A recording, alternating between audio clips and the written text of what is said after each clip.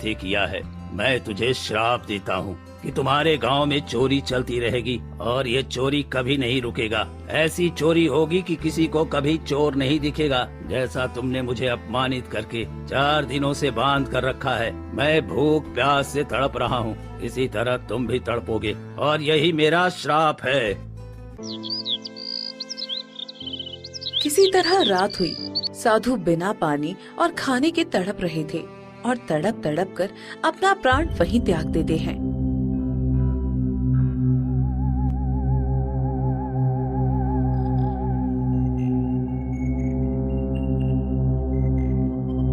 अगली सुबह गांव के लोग जुटे। ये क्या मुखिया जी, ये साधु तो मर गया, कहीं हमने कुछ गलत तो नहीं कर दिया है? अरे इसमें हमारी कोई गलती नहीं है, ये बूढ़ा था इसलिए मर गया। जाने दो इसे, जंगल में फेंक आओ, नहीं तो ये बदबू करने लगेगा। मैं अभी साधु को जंगल में फेंक आता हूँ।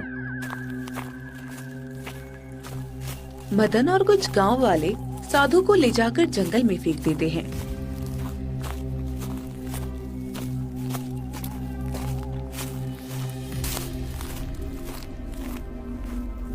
कुछ दिन बीतते हैं और अचानक एक गांव वाला फूट फूट कर रोने लगता है। हे भगवान, ये क्या हो गया? मेरे घर के सारे जेवर गायब हो गए और मेरी पत्नी ने आत्महत्या कर ली।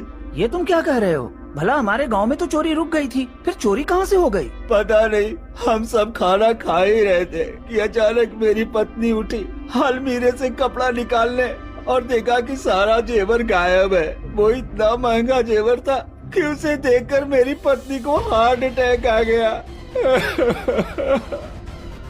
और वो इस दुनिया से चली गई। अरे मैं तो लुट गया, बर्बाद हो गया, मैं कहीं का नहीं रहा। और सबसे बड़ी बात कि कोई चोर भी नजर नहीं आया। ये कैसे हो सकता है? भला ये चोरी, वो भी आंखों के सामने, बिना किसी के होने से? ये तो सच में बड़ी घटना है। हमें अब पूरी रात पहरेदारी करनी पड़ेगी, तभी हम इस चोरी को रोक सकते हैं। फिर उस रात पूरे गांव वाले जाकर पहरेदारी करते हैं।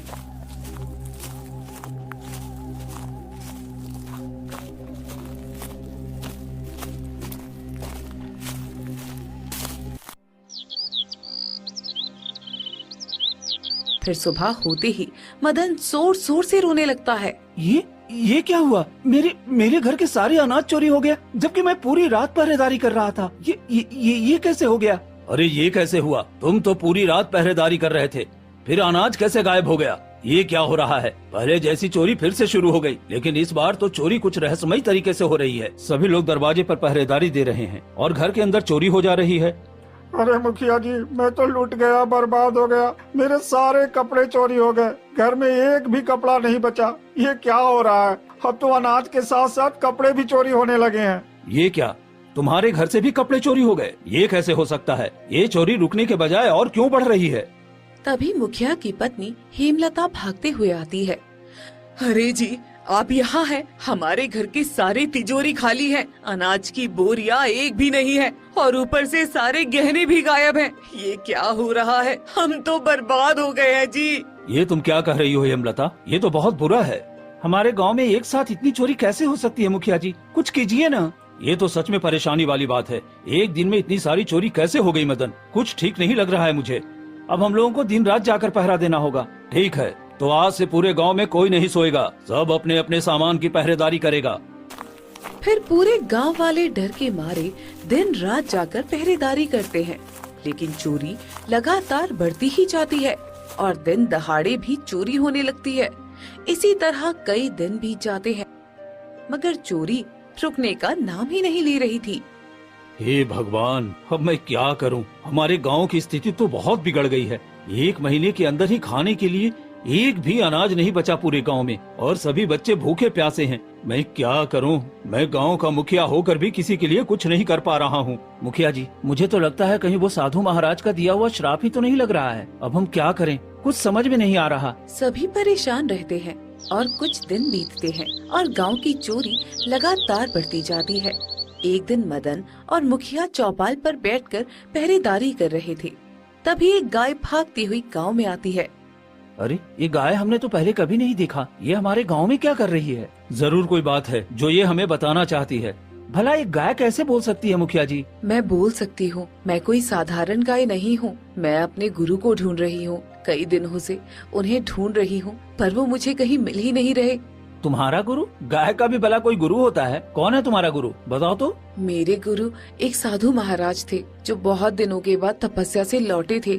उन्होंने कहा था कि वो खाने का इंतजाम करने जाएंगे, पर अभी तक वो वापस नहीं आए। मैं उनकी प्रतीक्षा करते करते थक गई, तो अब मैं उन्हें ढूंढने निकली हूँ। सब जगह ढूंढा पर वो कहीं नहीं मिले। अब मैं तुम्हारे गांव में आई हूँ। क्या आपने किसी साधु महाराज को देखा है जो बहुत बूढ़े होंगे और तपस्या करके लौटे हैं? ये क्या? हमने तो उनके साथ बहुत बड़ा अन्याय कर दिया। ये हम सबसे क्या हो गया? हमने तो बहुत बड़ा पाप कर दिया मदन।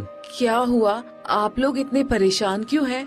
हम सबको माफ कर दो। हमने गुरु महाराज को चोर समझकर उन्हें पेड़ से बांध दिया और वो कई दिनों तक हम सबसे विनती करते रहे, पर हमने उनकी बातों पर विश्वास नहीं किया और वो वहीं पर दम तोड़ दिए। हमने उन्हें गांव के बाहर मिट्टी के नीचे दफन कर दिया और उनका दिया हुआ श्राप हमारे गांव पर लग गया और आए दिन चोरी लगातार बढ़ती जा रही है। हमसे बड़ी गलती हो गई, हमें माफ कर दो। तुम लोगों ने ये क्या कर दिया? इतना बड़ा पाप किया तुम लोगों ने। मेरे गुरु को जान से मार दिया। मैं तुम लोगों को कभी माफ नहीं करूंगी। हम सब अपनी गलती की सजा भुगत रहे हैं। बस किसी तरह बता दो, ये श्राप हमारे गांव से कैसे हटेगा? देखो, सभी भूखे प्यासे तरस रहे हैं। एक दाना तक घर में नहीं है। हम लोग कई जगह भटक रहे हैं। मैं ये रास्ता नहीं बता सकती। मेरे गुरु ही बता सकते हैं कि उनका श्राप कैसे टूटेगा। पर वो तो अब इस दुनिया में नहीं है, वो कैसे बताएंगे? तुम सबको उनके कब्र के पास जाकर माफी मांगनी होगी, फिर वो कोई रास्ता बताएंगे। लेकिन हमने तो उन्हें जंगल में फेंकवा दिया था। हमें क्षमा करना साधु महाराज। हम सब जरूर जाएंगे माफी मांगने के लिए। फिर सभी मिलकर साधु महाराज को जहाँ फेंका था वहीं पर जाते हैं। साधु महाराज, हमें माफ कर दीजिए। हमने आपकी बातों पर यकीन नहीं किया और हम सब इतनी बड़ी भूल कर बैठे। हम आपसे माफी चाहते हैं। आप हमारे गांव पर से ये श्राप हटा दीजिए। हम सब पर रहम करिए। हाँ साधु महाराज, हम सब पर रहम करिए। हमें माफ कर दीजिए। हमारे छोटे छोटे बच्चे भूखे हैं, हम पे रहम कीजिए। तभी एक रहस्यमय आवाज आती है। तुम सबने चोरी के लिए हद पार की है। तुम सबको इसी श्राप से जूझना पड़ेगा। चोरी किसी और ने किया और तुमने मुझ जैसे बेगुनाह को मौत की सजा दी। गुरुदेव, आप इन सबको माफ कर दीजिए। इन सब ने बहुत गलत किया है, लेकिन गांव में बहुत सारे भूखे बच्चे हैं जो भूख से रो रहे हैं। मैं उन्हें देखकर आई हूँ। आप अपना श्राप इनसे हटा लीजिए। ठीक है, मैं श्राप नहीं हटा सकता, लेकिन इसके लिए तुम्हें मानसरोवर झील का पवित्र जल लेकर अपने गांव पर छिड़कना होगा, तभी ये श्राप टूटेगा। जी साधु महाराज, मैं वो मानसरोवर झील का पानी अवश्य लेकर आऊंगा और हम सब ने जो गलती की है उसका प्रायश्चित भी करेंगे। नहीं, तुम ये नहीं ला सकते। पहली बार मुझ पर शक मदन ने किया था और मेरे साथ बुरा व्यवहार किया, इसलिए परीक्षा उसी को देनी होगी। और ध्यान रहे, रास्ते में कुछ भी आए उसमें उसे फंसना नहीं है और वो जल लेकर ही आना है। मैं वादा करता हूँ साधु महाराज, मैं जल लेकर जरूर आऊंगा। इतना कहकर मदन घने जंगलों की तरफ निकल पड़ता है और कुछ ही दूर जाने के बाद उसे ढेर सारा खजाना दिखता है। अरे, ये तो खजाने का ढेर है। अगर इसे ले लूं तो पूरे गांव की गरीबी दूर हो जाएगी और जितना चोरी हुआ है वो सब वापस भी आ जाएगा। मुझे ले लो तो तुम्हारी सारी तकलीफें और पूरे गांव की तकलीफ दूर हो जाएगी। फिर मदन 2 कदम आगे बढ़ता है और रुक जाता है। अरे, मैं ये क्या कर रहा हूँ? नहीं, मैं ऐसा नहीं कर सकता। हमारे गांव पर श्राप लगा है। अगर मैं ये ले गया तो शायद ये खजाना भी चोरी हो जाएगा। नहीं, मुझे आगे बढ़ना चाहिए। तभी खजाना मिट्टी के ढेर में बदल जाता है। अरे, ये क्या? ये तो भ्रमजाल था। हाँ, बाल बाल बच गया मैं। थोड़ी दूर जाने के बाद ही मदन मानसरोवर झील के पास पहुंच जाता है।